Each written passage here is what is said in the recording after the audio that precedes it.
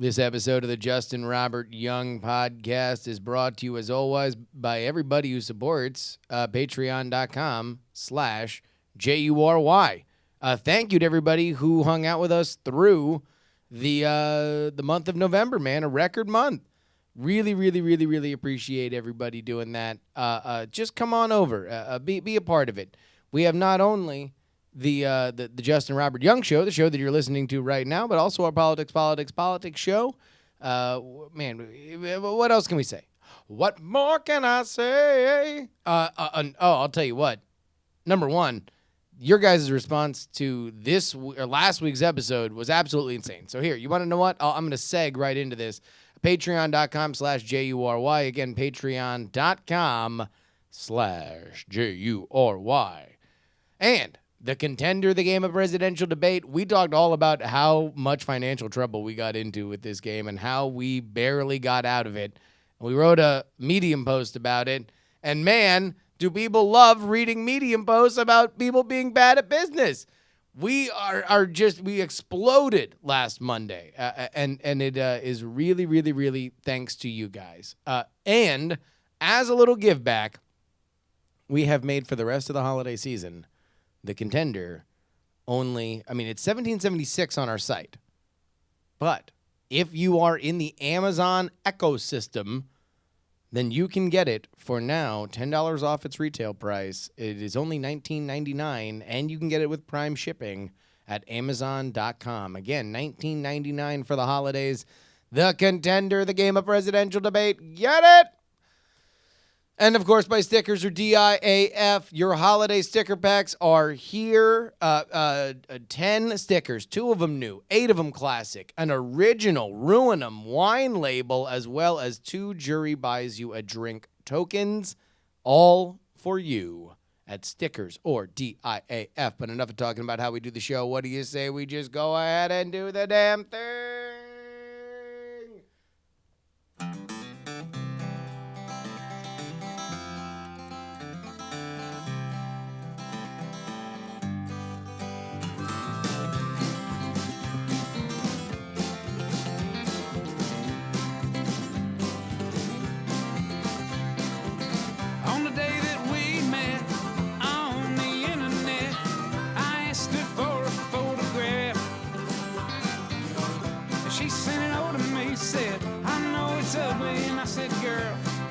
Ugly ain't the half, look at you.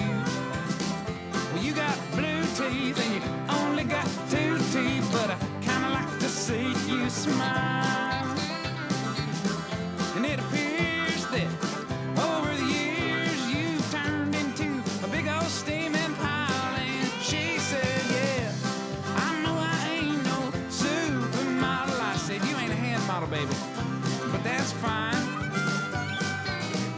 You're pretty ugly by most people's standards, but you're all right by mine.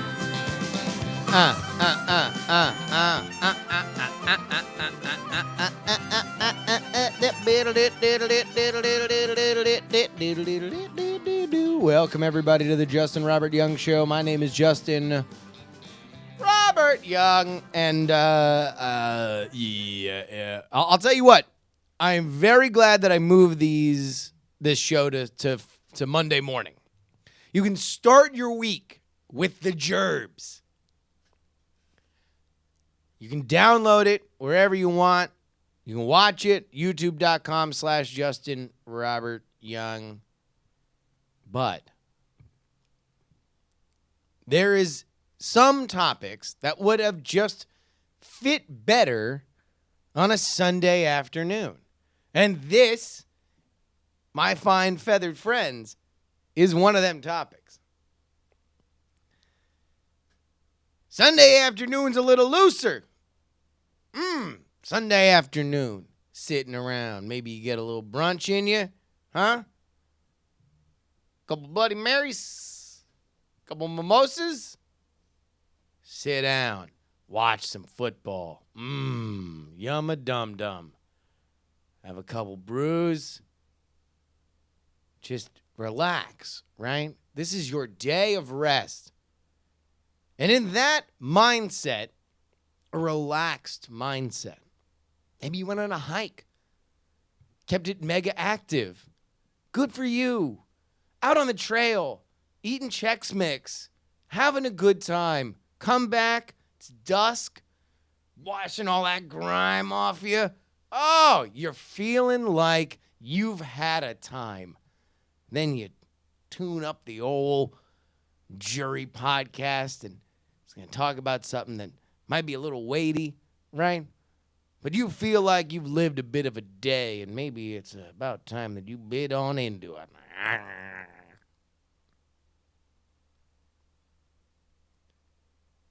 Then Monday morning, it's a different story, right? You've just woken up. Maybe if you're on the East Coast, you've already done half a day's work. You've already realized how much you have to get done this week. Tense. Sunday, relaxed. Monday, tense. Relax, tense. So it is with that, because I only have so many topics to talk about on this show, that and the thing that I found the most interesting this week was racism. The crowd goes wild. Yes, racism is going to be what we discussed this morning. Monday morning.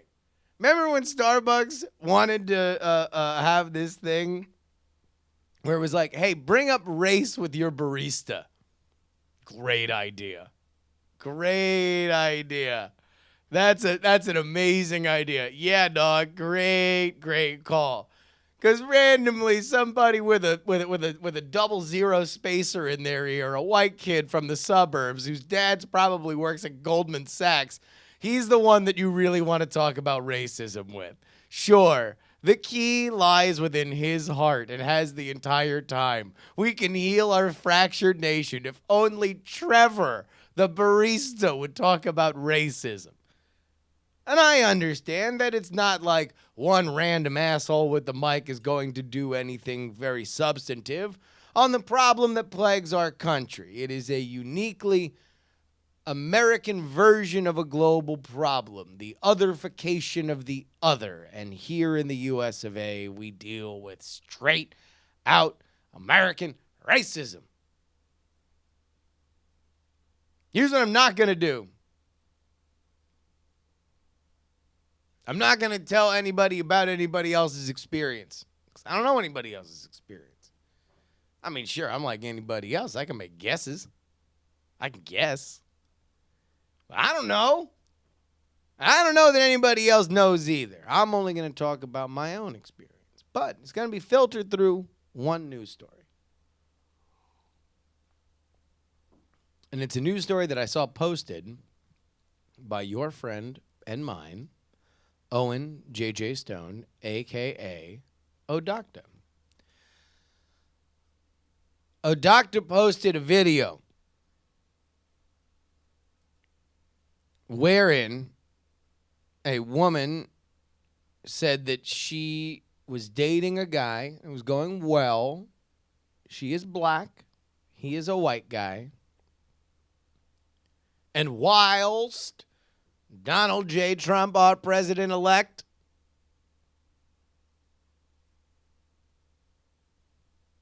was running for president, she believed that he became more racist. He was radicalized into racism by Donald J. Trump. I'm like, wow. This is a crazy story. I got to click on it. So I did. This is the post that I saw. Let's go ahead and take a listen. You know what? That's what Trump should do. The second he's elected, give all you motherfuckers your tickets back. You don't like it? Peace. Black Lives Matter, go matter the fucking Ghana. Okay. Let's go ahead and start to break this down. Shall we? Shall we? Shall we? We shall. Okay. What's the first thing you hear? What's the first thing you hear? because I know that maybe it's Pac that can't have it yet. I mean, it's the Boston accent, right? It's the Boston accent. That's the first thing you hear. The first thing you hear is this guy like, mad, well, Georgies, you know it, all these other races, they make me so mad. The Buck RI, what the RI stands for Rhode Island, man, New England's going to get it. New England's going to get it this episode. Yabs in the chat room says, yeah, he's definitely dropping his R's, except on the ends of certain words, for which he will indeed make sure those R's are extra hard. Note also, Black Lives Matter in fucking Ghana. Note that. I have a point on that coming up. Go dig for fucking diamonds over there. Have fun. You do realize you sound like a racist, right? Maddie, I don't care. You want to know why? Because I'm not up there saying white lives matter. White lives come to the front. Black lives go to the back. I'm just like, hey, what's up? How you doing?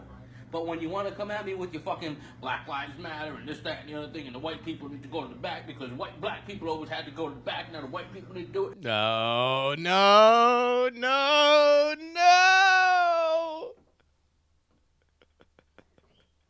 Oh, there's such a fine line between like doing the voice when you're characterizing stuff. Oh, this guy. We just need to keep going. Fuck your black ass. Get the fuck out. Get out of my country. You're causing the fucking problem. Bye. I never said anything. Here's your ticket back to motherfucking Nigeria. Peace out. Please note, another African country. 2 African countries. Let me tell you about the guy who does 2 African countries, okay? White people, I want y'all to please write in. Please write in. Because what I want to do for this episode is to pull back the linen curtain. Pull back the curtain of what white people say to each other. Because I believe that there is a substantive element of my audience that is listening right now.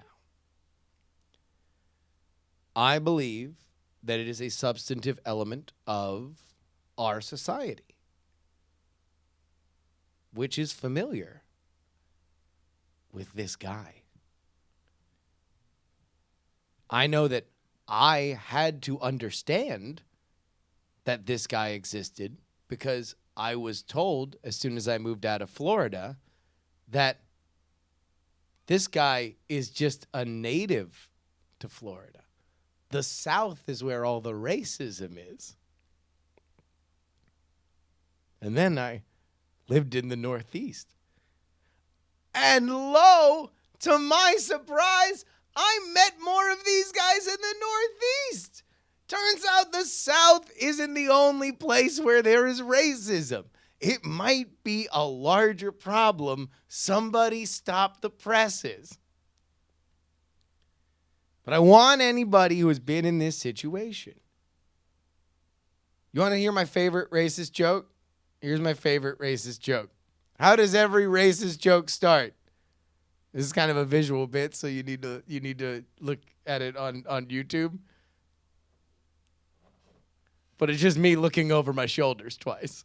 Because that is how every racist joke starts. Is somebody wondering whether or not they are going to be called racist for telling a racist joke. It's a very, very weird dance for which white people play. But this guy is universal. This is the guy who knows multiple African countries so he can be more erudite. He's a racism hipster. Like, he thinks that somebody just telling black people to go back to Africa is hack.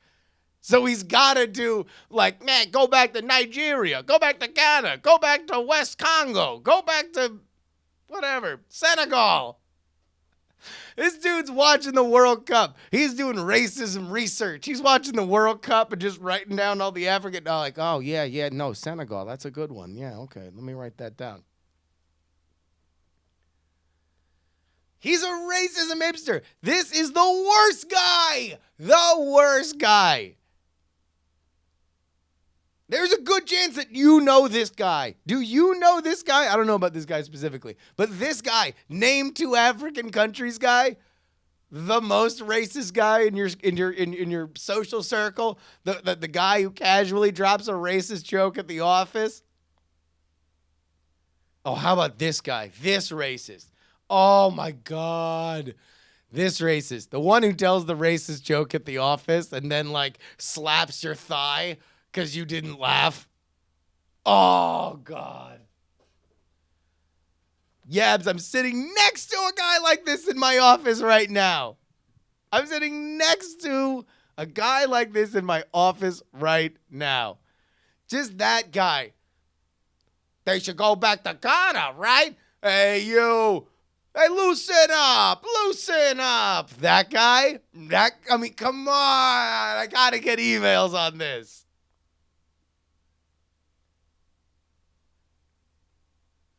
Crocodile says it's breaking 2 rules. Number 1, no touching. Number 2, office racism. All right, let's go ahead and get back into this old piece of work. I never said any of that. The guy you voted for is the number 1 fucking head of that fucking bullshit. And he fucking started the shit, and he fucking incites fucking riots. When he said, I support the Black Lives Matter movement, that's it. You're done. You're done. You're a dumb fucking nigger in my book. You have no fucking value to me. Hey, there's an R he didn't drop. There's an R he didn't drop. Oh, he remembered that R. He remembered that one. He could pack the can, have it, yet, but he certainly remembered that one didn't get replaced with an AH. No, Mayor Quimby. You do realize it makes you sound like a racist when you use racial slurs, though, right? But don't be a dumb nigger. Don't be a dumb fucking nigger. Don't be your average fucking shoe shine boy. Get it. This guy. All right, here. I'm just gonna get to the end of this, and then I have the real victim a here. job. Go to work. Do something other than sitting there making fucking videos about fuck Donald Trump and go take my mom's fucking food stamps away. Blah blah blah blah. I'm gonna start a war. I'm gonna go to war. Why don't you get a fucking job, you fucking nigga? Jesus Christ. So, To be fair, I think he did drop that last R. I think that one did drop. That one was an AH. I think that last one he did. That wasn't a hard R. Like if I'm just gonna phonetically go after it. the race is all I fucking want. I'm right.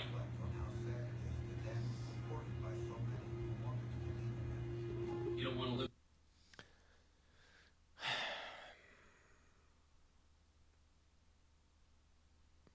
Just so everybody is very clear, right?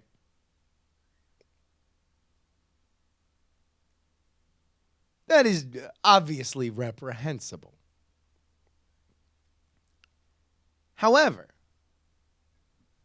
I will, and email me if you do not agree, I will say that a large majority of the people listening right now have had to listen to that, whatever that is, right? Some version of that, and remained either in contact through family or had to work professionally with that guy. With that guy. And many times worse than that guy. Casual racism. Mega cash racism. Man, it's persistent. And the funniest thing about mega cash racism is you heard it in that video. That dude is going off, right? Again, racism hipster. He can't just say go back to Africa. He's got to say go back to Nigeria, go back to Ghana, right? This dude is knee deep in it. He is about that life. But his girl needs to tiptoe around him being called the R word. You know, it makes you sound like a racist when you say racial slurs. Why didn't she just say, dude, that's racist? That is a racist statement that you are making right now. Because casual racists hate being called racist. Oh my God. It is their kryptonite. You ever want to melt a racist? Call him a racist. It is the only slur for white people. The only time that you can get under a white person. White people love being called ethnic slurs, especially by black people and brown people. Whenever a black person's like, man, cracker, like it tickles white people. Woo! Say it again. You're a racist. I'm a what? You did not just call me a racist.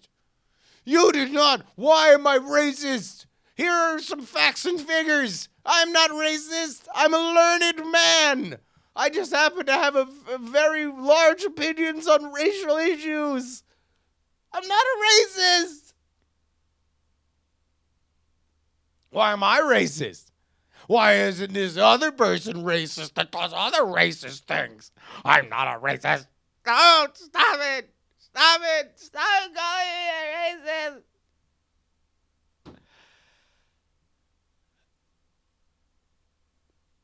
I do have a problem with that video, though.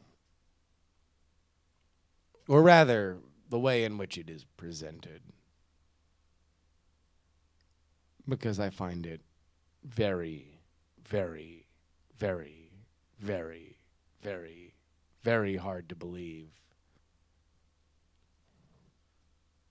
that dude just started getting racist when Donald Trump ran for president.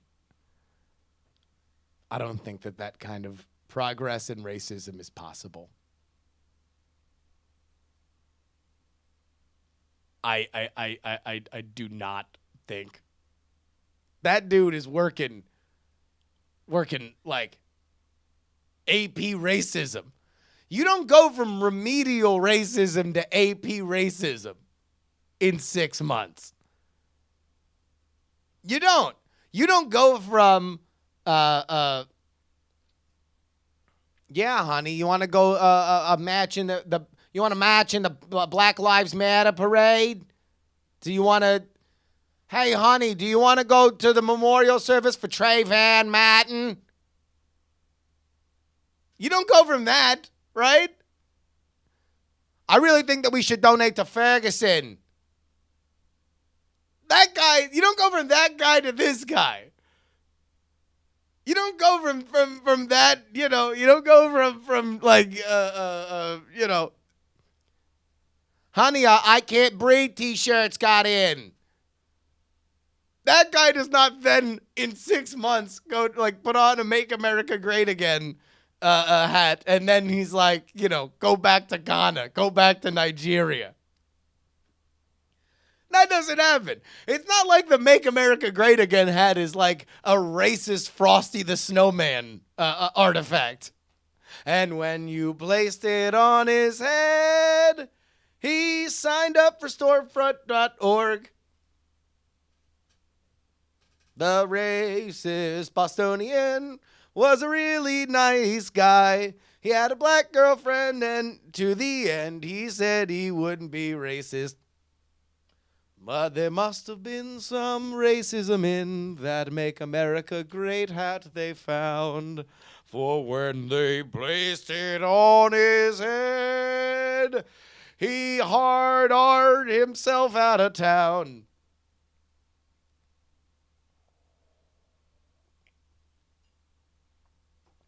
There's no way. There's no way. He does not go from like totally cool on race issues to that dude that quick. That's impossible. I just don't believe it.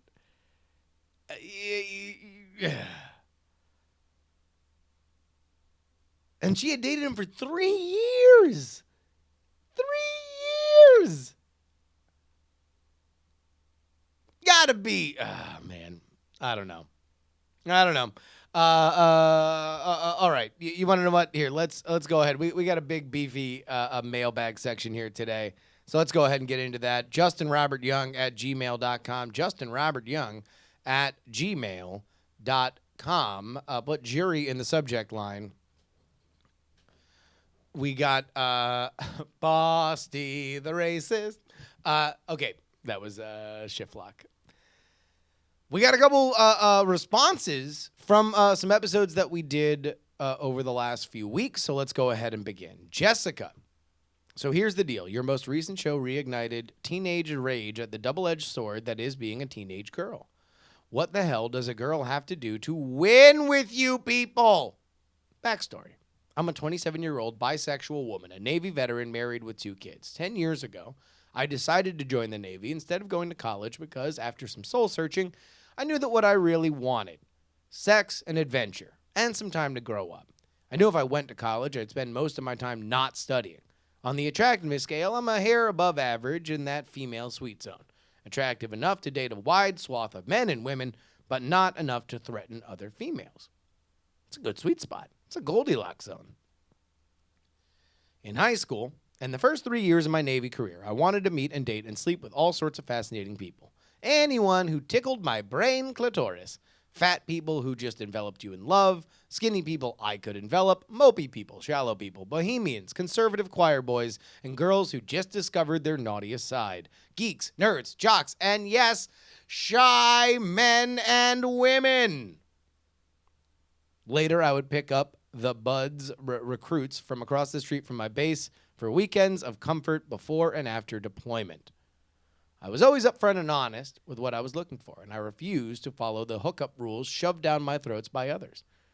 I do want involvement and intimacy and deepness from my lovers, and disappearing after a night of impromptu magic was never my scene unless I had to go to work early, and even then, I left a note appreciating the finer aspects of the evening and what to expect in the future. Maybe a gift if the person really blew my mind.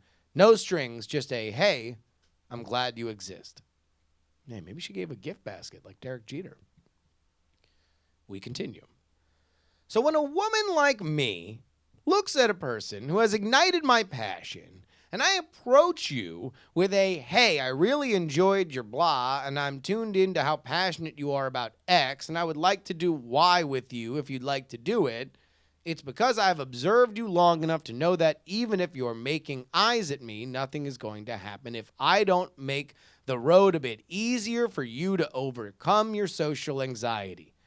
For your dumb, stupid ass to turn around and say she gets around or she's the one who got knocked up early, and I did, sex leads to pregnancy and it's quite lovely, thanks, dick, or she just came on too strong, a teenage part of me is screaming in outrage, what the F do you want me to do? So, bat your eyelashes at you and use a subtlety I know you're going to misinterpret and not act on, or wait for your blue-balled, sexy dumbass to approach me, which will not happen, or come on with a disingenuous let's get coffee when I know that your band is leaving tomorrow. What the F does it take to not be a slut or a saint, but a hot-blooded woman who wants to show your physical and mental appreciation for your efforts in whatever, music in Shy Guy's case, you have a very sexy passion for? Arg! She wrote arg. I want to smash your beautiful heads together and pour out years of slander and hurt lobbed at me for choosing to love when I can instead of wonder what if. Or choosing to share my body and mind with people I admire and have that be a bad thing for either party. Okay, adult me now. You touched a nerve and I'm triggered, yo. Now in a big girl voice, I love the show. Look forward to more. Still having wild politics dreams. Thank you so much for writing in, Jessica. Now, I'm not sure that I remember the moment in the Shy Guy interview 2 episodes ago, wherein we talked about how staying away or commenting on girls who have gotten around, I don't quite remember that. If anything, we were more kind of going over again what she has very accurately described as the shy boy instinct to not go after stuff.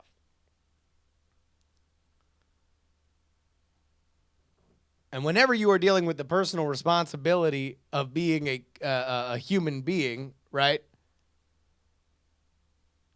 Like, I think you tend to take on more of the responsibility yourself. So,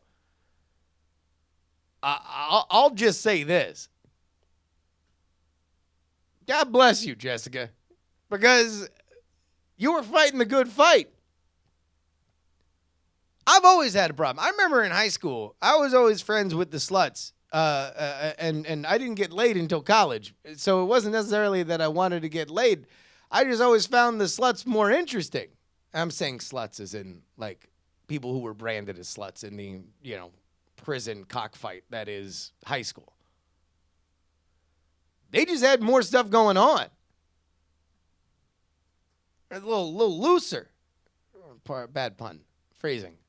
But, just a little bit more relaxed. They would want to go on adventures, The girls of society were always just so they were playing not to lose. They had all the power, so they were trying to snipe at each other in kind of very formal rules of engagement. But the ones that were already like, oh, they had sex with 3 or 4 people, like, whatever. Those were just, I don't know, those were just my friends. Those were who I grew up with. So I very much understand where you're coming from, Jessica. I definitely see where that would be frustrating. And I'm going to take a wild guess and say that you are yelling at other people that are not us. You are yelling at other people that are giving you labels that you are still very, very, very angry about. And I don't blame you for being angry about, for the record. I don't remember saying a lot of the stuff that you're upset about, but I understand it. It is a point well made, and I believe well taken. Glad writes, one of my high school friends, a girl, started at my college this year. We've been friends for a while, so this means we can carpool back on breaks. We hang out occasionally, and we're even in the same major. So I help her with her classwork occasionally.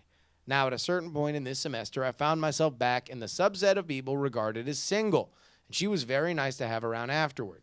Now, though, later on, I'm interested in giving the 2 of us a swing. We had dinner together the other night, driving home for fall break. We got back, decided we want to go to an actual restaurant. When we got back, conversation got a little bit more personal, but still lighthearted.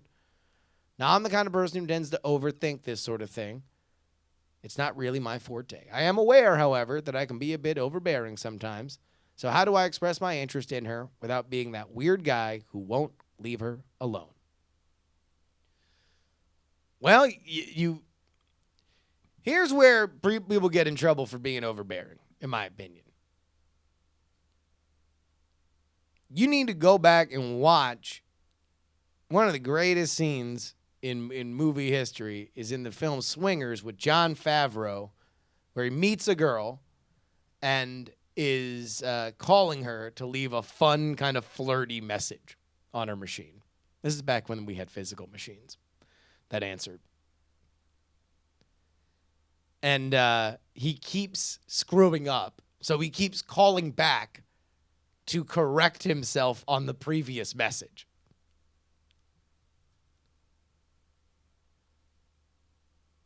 And what it illustrates so amazingly is where people get in trouble, which is doubling down and trying to fix what you see as a problem. So here's what I want you to do, Glad. I want you to just write down right now what you would reasonably believe is the full scope of you just saying, hey, I'd really like to take you out sometime. Because I think it would probably just be that. Hey, make a coffee date and then say, hey, we should go out to dinner.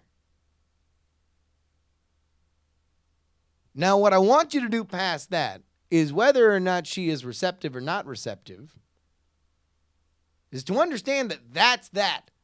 Do you want to not be overbearing? Stick to the plan. Don't think, oh, God, that didn't go well. Maybe I need to clarify. Maybe I need to do this. Maybe I need to talk to somebody else. Stacy, who is here in the chat room, we were joking around about the guys who write multiple paragraph text messages. Never a good look. Never, ever, ever, ever, ever a good look for any party, guy or girl. Text messages, maybe 2 sentences. 2 sentences. But it has to be a back and forth. So don't clarify. Just say, yo, what's up? Want to go to coffee? That's great. Want to go to dinner? That's great. Would you like to have sex with me? Fantastic. Let's go back to college. Chris writes, every girl I dated with the exception of one was a redhead. My father once said to me, what, you haven't had enough suffering in your life? Well, I'm happily married for 10 years now. This is because I told a story where I said that my friend had red hair and an attitude to match. And all I got back was like, what do you mean? What do you mean about redheads, huh? What do you think? You think we're touchy? You think we're aggressive? Is that what you think? Huh? You piece of shit? You piece of fucking shit? You think redheads are aggressive? Just saying. Just saying. And here we go. This one is a dooz that we're going to go out on. You might have remembered that on a previous edition of this show, I talked about talking to your exes. And specifically, there was this story from Connor. Connor told a story about how his ex-girlfriend was, he thought he was trying to be friends with her. And then all of a sudden, she was acting weird. She was acting distant. I said, Connor, I gave advice. And then I was like, I think that there's some elements of this that you're leaving out. I think that what you are leaving out is the fact that you guys had a little fling, and now you're no longer having the fling, and she is reacting appropriately for somebody that is going through a breakup, but you are painting her as unreasonable because she is flipping out as a friend. Connor writes back. You're right, Justin. I tried to spin you a tale, and you looked right past that tapestry to what the real story was. I was banging my ex-girlfriend in the lost summer. Yes! Yes! Nailed it! Nailed it! Damn! You so boiled! Oh, God damn it! Now, apparently, Connor wrote in while this was happening, and we read his email on the show, so he is under the assumption that I remembered his email. My friend. No. I did not remember your email. I just read it, and I drilled down, and I got the truth. The milky nougat of truth. In conclusion, in my last email, I talked to her about it, and we're solid now. Yes, after we broke up, we didn't speak for 3 or 4 months. I can confidently say I settled my life down and move on. More how she did below. In the conclusion of the summer, yeah, we banged. It wasn't exclusive for me. I assumed it wasn't for her. Oh, mistake. Never assume that. Never assume that. Bad assumption. Bad assumption. Have the conversation. Have the conversation. Please, please, I'm begging you.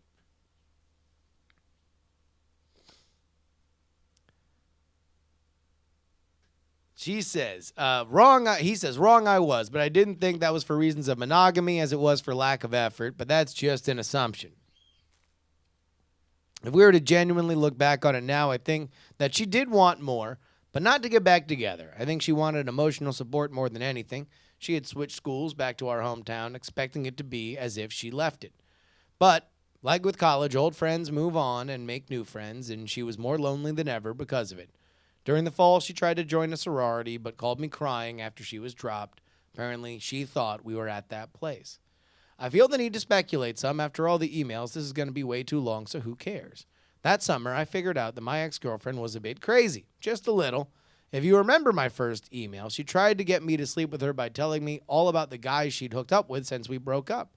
I'm assuming to try to get me jealous to want to hook up with her. That was the most major of few instances that I'm talking about. What I think changed in the past few months is that she feels like I won the, quote, better off after breakup thing because of how much she relied on me during the summer and early fall. Again, if I were to speculate, her acting weird is trying to act uncaring to counteract how much she relied on me in the summer. I'm not going to lie. This hypothesis is mostly based off one thing that happened. Friend had a party late in the summer. Lots of friends from high school. Great time. Ex is there talking to a girl, and she tells this girl about how she wishes she would have broken up with me sooner, that I was such a weight on her. Yada, yada, yada. That girl happened to be a friend of mine, which is the only reason why I know this. I would never say this to anyone who knows me personally because I think it's a dick move, but that breakup was extremely one-sided. She did not want it to happen. She tried to bargain with me for days afterward, asked if we could keep talking at least, and I said no. She said when I had to give her a date for when we could talk again because I knew it would only be bad if we continued talking. It's only from this and how she's acting recently do I get the feeling that she's trying to make up for some insecurity based on how she acted during the summer.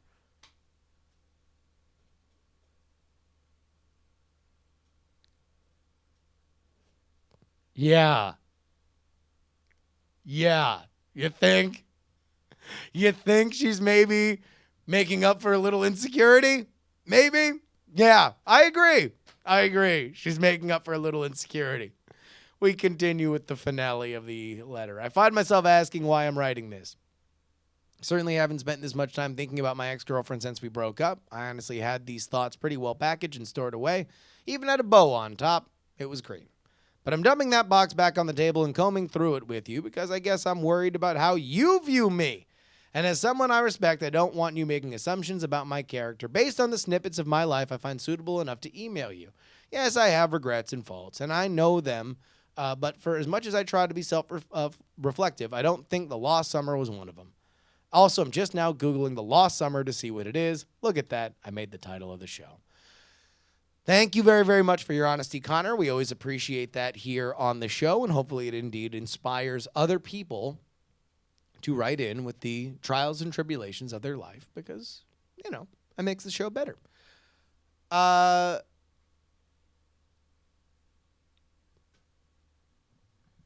Here's just a good life lesson.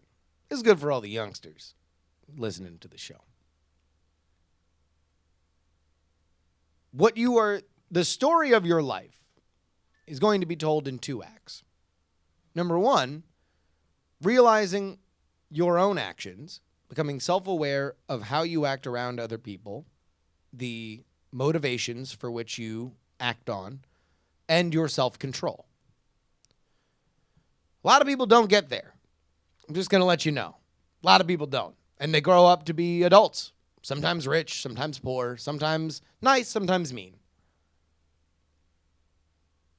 Self-reflection and self-understanding is huge.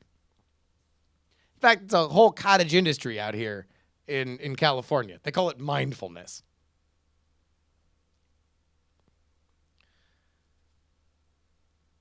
The second step is understanding those faults in other people. Theory of mind. Realizing that there is damage all around us. We are damaged. Those around us are damaged. Our friends and family, people that we care about, people that we hate. We've all suffered some element. So when you look at your ex-girlfriend, Connor, and you're like, yeah, you want to know what? She handled our breakup weird. And then she feels very self-conscious that she feels that I'm better off in the world than she is. And she looks at my kindness and assumes that I'm owed a debt on it or whatever. That's because she's working through stuff. Now, it's not your job to make her better. But if you want to be a friend to her, then that's probably what she needs help with. But most of all, I think both of you guys need to realize that, hey, look, these are the experiences that define our reality. This is how we know that we can feel bad here. This is the survey that reveals the ravine so we can build a bridge over it. If you don't do good with these revelations, if you don't do good with these lessons, then you're never really going to know yourself. You're never really going to understand who you are. And I would certainly hope that listeners to this show, by way of sharing and listening to so many other lessons, can maybe put some work in to make themselves better.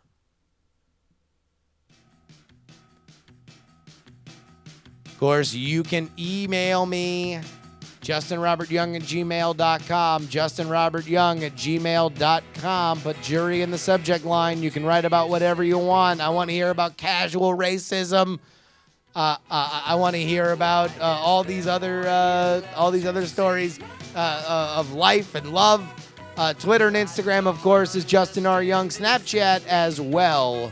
Tell me your casual racism stories. In fact, if you know somebody in your life that's a casual racist, just take a real quick sneak spy picture and just snap me. Snap me your casual racist at Justin R. Young. Of course, you can always join the conversation at diamondclub.reddit.com. Oh my God, I totally forgot of what I wanted to do today. Connor, I'm going to email you back. You are the Stickers or DIAF email of the week. Brought to you by the Stickers or DIAF Holiday Pack. Get it right now, Stickers or DIAF.com. We're going to do that for the rest of the week and probably for the rest of forever. Ladies and gentlemen, this is your old pal, Justin Robert Young. And I'm reminding you to please don't